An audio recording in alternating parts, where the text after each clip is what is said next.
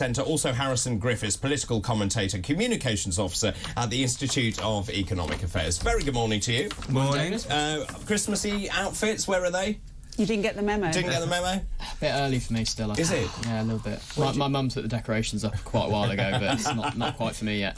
I've started as well. Anyway, let's move on because we have an awful lot to talk about.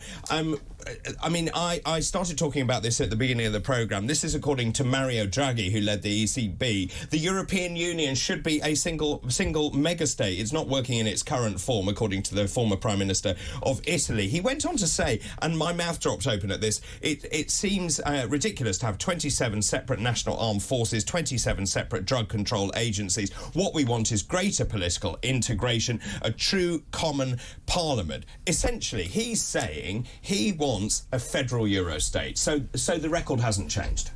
No, not particularly, and this, I think, has been a pipe dream for a long time. We all like the idea, well, many of us like the idea of a United States of Europe where we're all friendly together in a kumbaya circle, but the reality is, unlike somewhere like the United States of America, there is quite a significant, ethno-national divide, which a lot of people, they resent the idea of more centralised control in Brussels and want to reclaim national sovereignty. It's an unfortunate reality.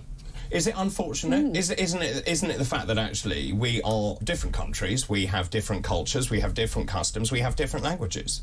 Oh, sure, but I think there would potentially be enormous benefits reducing, for example, economic friction across the continent of Europe. So you're willing to sacrifice economic freedom for having a federal Eurostate, so essentially seceding power to a centralised Brussels? No, most certainly not, because the actual institutional reality of making that real is not something that I would accept. I don't want more centralised power in Brussels. I don't think it's a reality with what people actually want. I don't think it comports with what people actually want across the continent of Europe. So do you think people are actually confused, that they have this great idea that it sounds wonderful to be part of this group and everything works smoothly without friction, but in reality they don't understand that it doesn't work? Yes, it's as with every big policy question, it is a matter of trade-offs.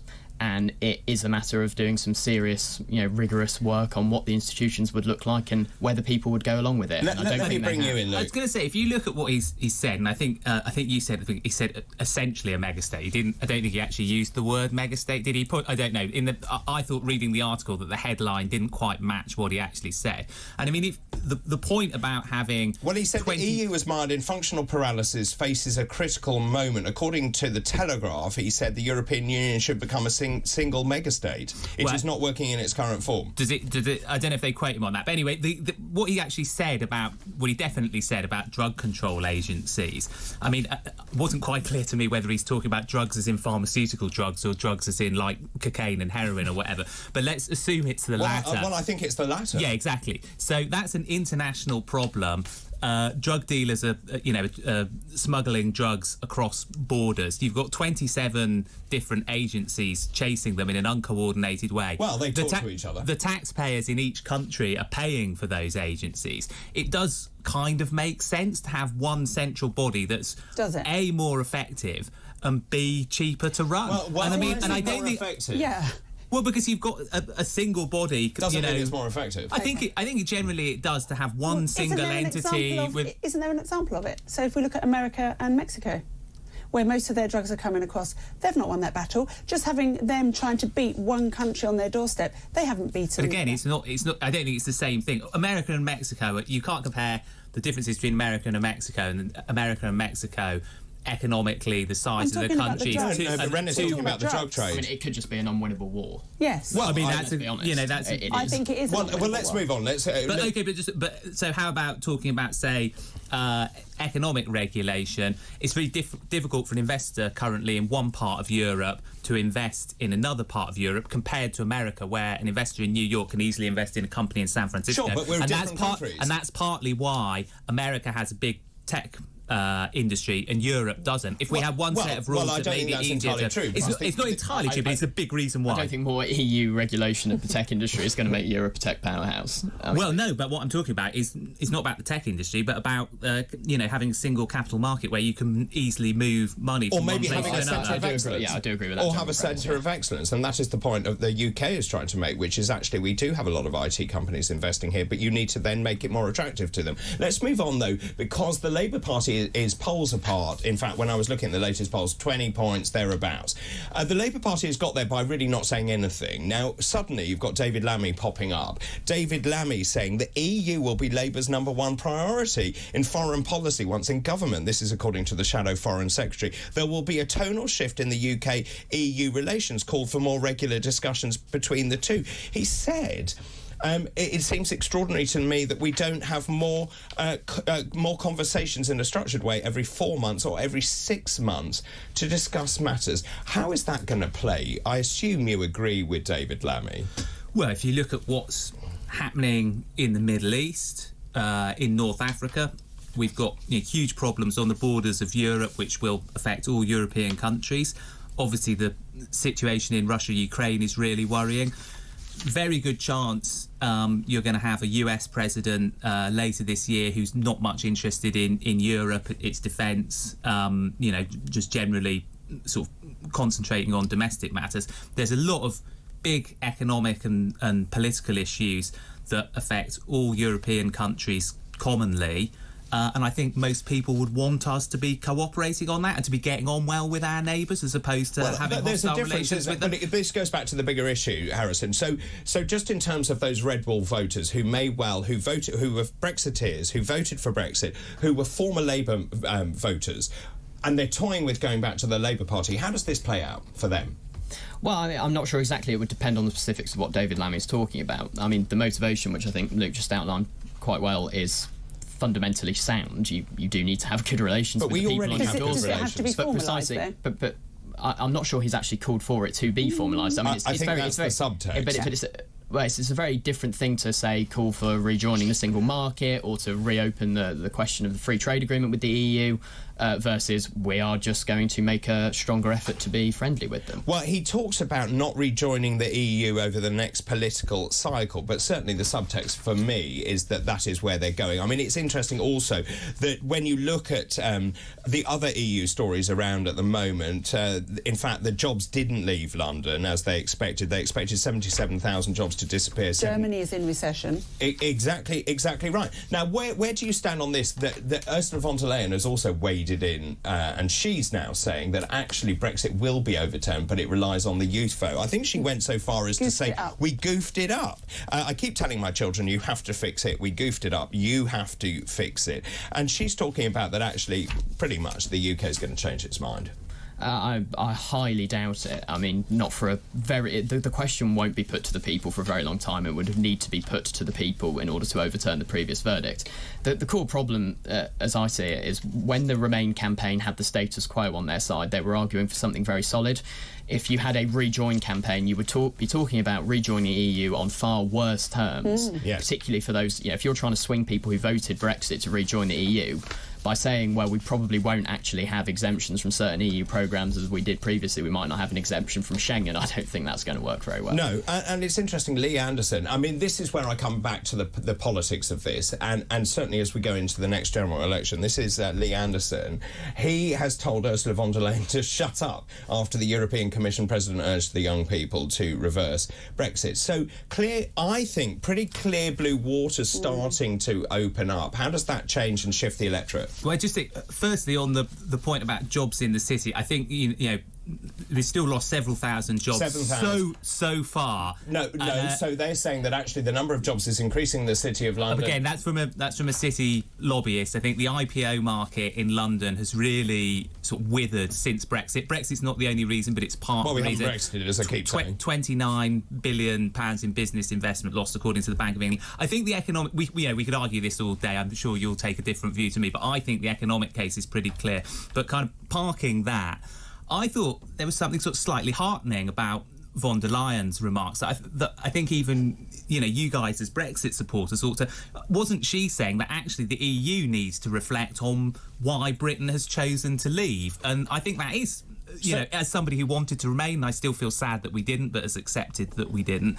I still think that the EU needs to sort of reflect on why we left as much as, people who are pro-Remain in Britain need to reflect on why we left. So I think, actually her remarks were quite sort of conciliatory and, and sort of in the spirit of friendship towards Britain. Do you think they're reflecting more because of what else is happening, for example, in the Netherlands, where they now have, a major party? Yeah, undoubtedly. Yeah. Again, that issue, the issue of immigration, is very big in the Netherlands as it is in the UK. Again, for me, that sort of shows that there are these common problems across Europe that we should be working on together. But whether we're doing that or not, I think what's happened in Britain clearly has made people at the EU realise that the sort of the entity of the EU is not as its sort of permanence isn't guaranteed. No, and Harrison, I mean, it was interesting, this, and maybe that is the tonal shift, to use that phrase, that Ursula von der Leyen has said she has goofed up. When I look back at what Cameron went and asked for,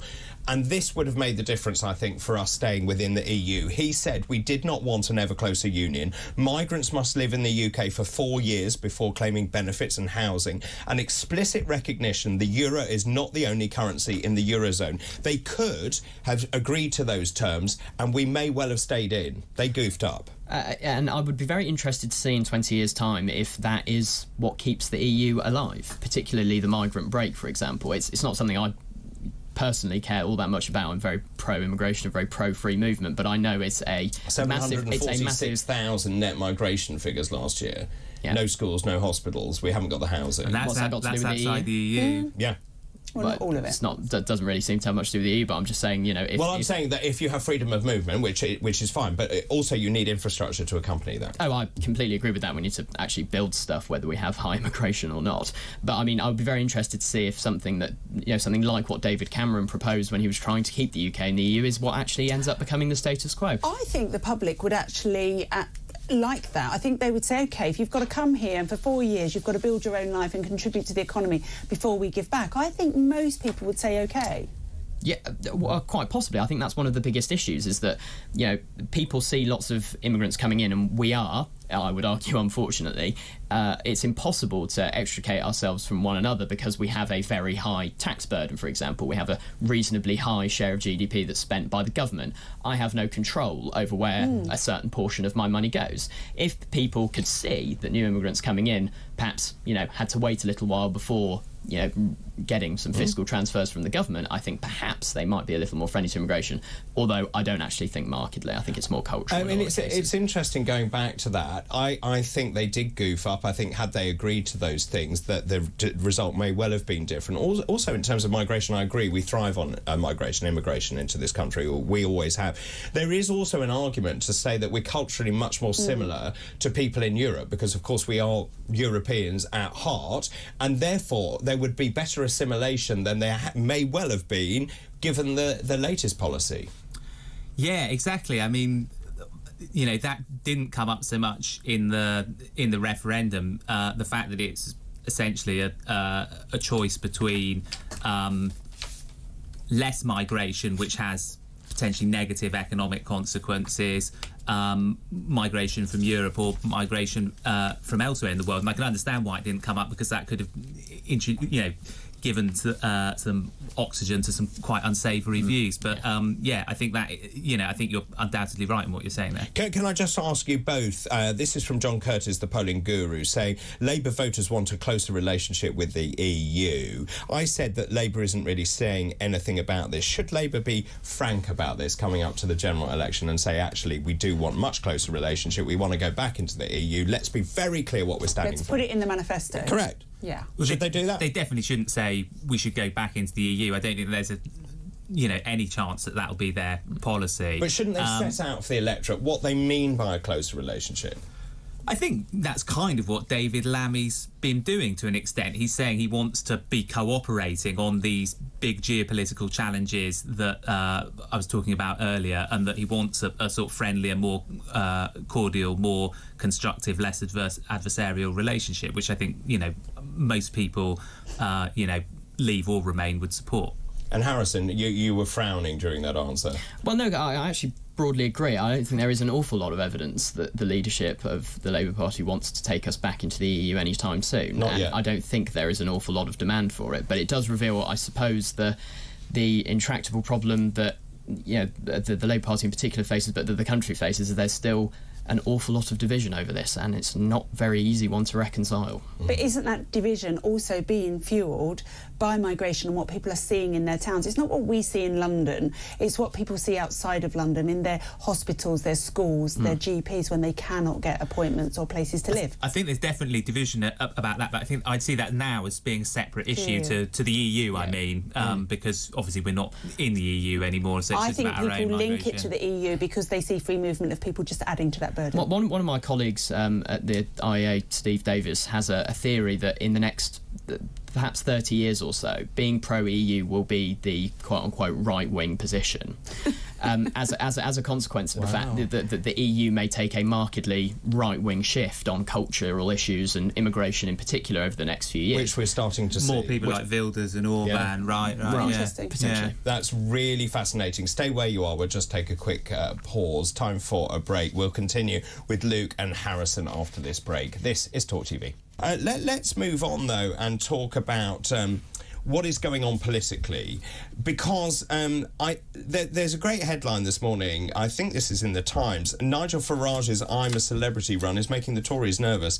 And Nigel Farage, we saw this in I'm a Celebrity, has gone on it for obvious reasons. There are 7 million people watching it. He said if you do the trials, it's 25% of the programme. What's interesting about this is the Tories are clearly panicking at the moment, as the party Reform UK has gone from 5% up to 11%, depending on which poll that you actually you see.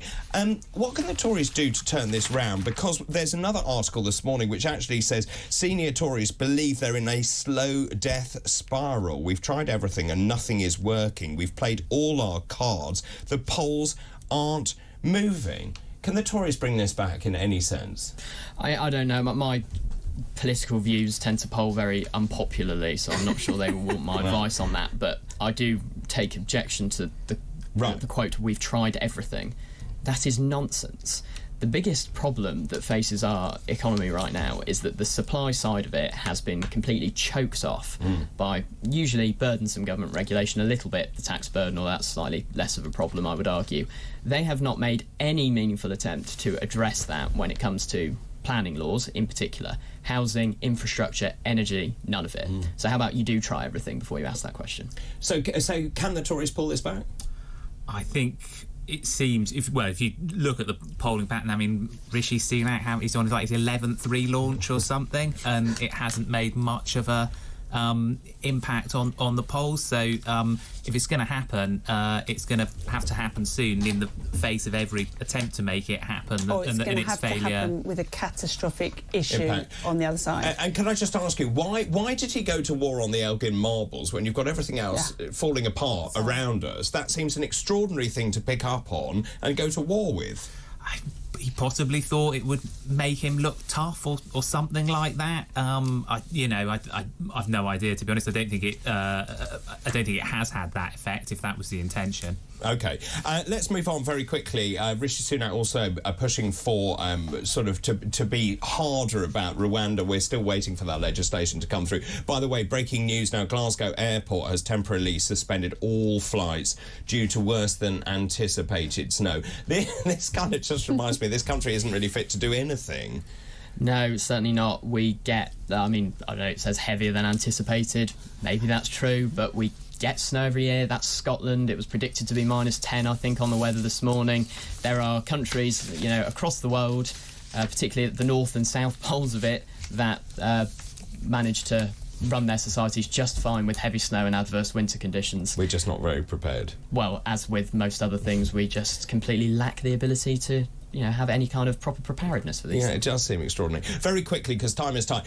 What are you making of COP28? The role of the UK, Rishi Sunak getting off the plane with United Kingdom on there, and also I'm just keen to know what you think about the drift here and the fact that they have announced various things, but of course we also know that the UAE, where it's being held, is one of the world's top 10 oil producing companies. The CEO of the state oil company is president of COP28. They want oil and gas deals. I'm just wondering, and there's been a lot of argument about, is this greenwashing? I mean, they're all flying in on private jets, they're all having a lovely day. Is it actually achieving anything? Well, I think that probably not. If you look at the probably not enough. If you look at the the urgency of the climate question. There was we were talking about airports a second ago. I was reading an interesting article recently about aircraft design and how the airplanes are going to have to become much more robust, the sort of next generation of aircraft, because extreme weather incidents are going to get so much worse. I think this is a pretty sort of urgent issue. Holding it in the UAE does make that point you just made about the oil and gas producers very easy to it's very easy to sort of deride them as hypocrites for all flying in. I guess they have to hold the summit somewhere, and you can do the sort of bilateral a lot of the discussions in the corridors where a lot of the progress I think actually gets made in practice in an in-person meeting in a way that you can't in Zoom. So I think it is easy to be cynical, and frankly you're probably right that there's not the progress that we need happening, but equally it is a worthwhile initiative. Doctor? In the last 5 years, the royal family have racked up 500,000 air miles in private jets and helicopters. That is enough to go to the moon and back and around the world 3 times. And then he lectures us on the catastrophe that we face. And that's probably a good place to stop, Harrison. Just in terms of that, the King obviously very pleased to be addressing COP28. Was it wise? His mother was really good at rising above politics, not getting involved. This is his passion. I thought he gave a very good speech, but should he have given that speech? So I do have some sympathy for His Majesty insofar as this is a very difficult line to tread. You say, don't say anything political. Well, something is political by virtue of the fact that people happen to disagree about it, not by virtue of any inherent quality the comment has.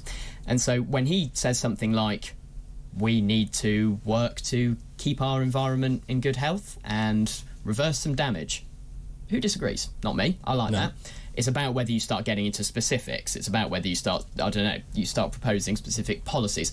The King has to keep it to platitudes, unfortunately. And I hope that he does, because it's pretty, if he wants his institution and his personal respect to remain high, that is the line you have to tread. It's probably fictitious, but as the Queen says to a young Prince Charles in The Crown, nobody cares what we have to say, and that's kind of the point. So maybe he just shouldn't go there. I don't know. It's important to provide leadership on this, and he is an iconic figurehead, and his mother was certainly an iconic figurehead as well. And if you are going to have someone to provide leadership on it, he's a good person to do it. She would but he never has have done this. Probably not, but so long as he stays on the right side of being too controversial, I think His Majesty's fine. And then that was the point I was making. His mother would never have done it. Luke, yes or no answer? Should the King have given that address? I actually think he's done us a service in kind of highlighting your point about the huge climate impact of the super rich and how really we need to be addressing their carbon footprint above all else. Yeah, that wasn't yes or no. Should he have gone? I think yes. Okay, for that reason. Fine. Thank you very much to the two of you, to Luke Hilljar, Director of the High Pay Centre, Harrison Griffiths, Political Commentator and Communications Officer at the Institute of Economic Affairs. And that was today's Head to Head.